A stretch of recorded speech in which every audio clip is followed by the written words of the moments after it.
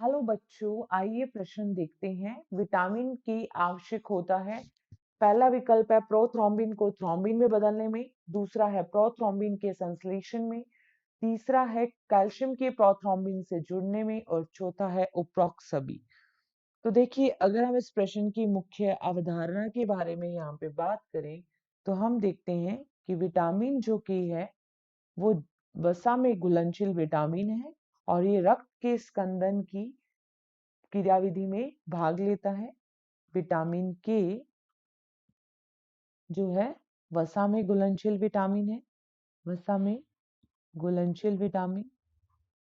और इसका कार्य क्या है? ये रक्त स्कंदन या रक्त के थक्का जमने की प्रक्रिया में भाग लेता है, रक्त स्कंदन की क्रिया में भाग लेता है।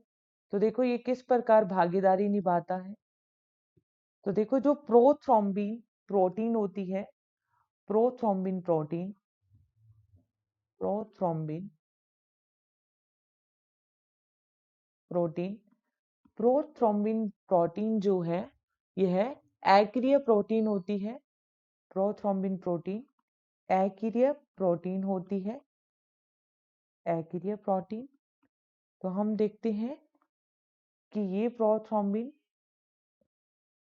प्रोटीन अक्रिय प्रोटीन है। इसका संश्लेषण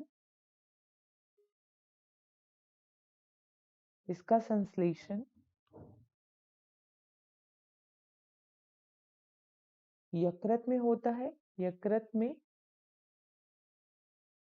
तथा विटामिन के की उपस्थिति में, क्योंकि विटामिन के प्रोथ्रोम्बिन के संश्लेषण में सहायक है, की उपस्थिति में। और ये प्रोथ्रोम्बिन अक्रिय प्रोटीन है और इस प्रोथ्रोम्बिन प्रोटीन को थ्रोम्बिन में बदलना है। थ्रोम्बिन क्या है? सक्रिय प्रोटीन है, सक्रिय प्रोटीन है। और प्रोथ्रोम्बिन को थ्रोम्बिन में बदलने के लिए जो एंजाइम की आवश्यकता होती है उसे कहा जाता है थ्रोम्बोकाइनेज, थ्रोम्बोकाइनेज। और ये किसकी उपस्थिति में कार्य करेगा? विटामिन के। तो विटामिन के इसके प्रोथ्रोम्बिन को थ्रोम्बिन को में बदलने में भी सहायक है। और जब कैल्शियम प्रोथ्रोम्बिन से जुड़ता है तो उसमें भी क्या सहायक होता है? विटामिन के। तो पहला विकल्प भी यहाँ पे सही है, दूसरा और तीसरा। अगर सभी विकल्प सही है तो इस प्रश्न का उत्तर आएगा चौथा डी, जिसमें लिखा है उपरोक्त सभी। तो अगर हम इस प्रश्न का उत्तर देखें तो कौन सा आएगा? डी। आशा करते हैं आपको इस प्रश्न का उत्तर समझ में आया होगा। धन्यवाद।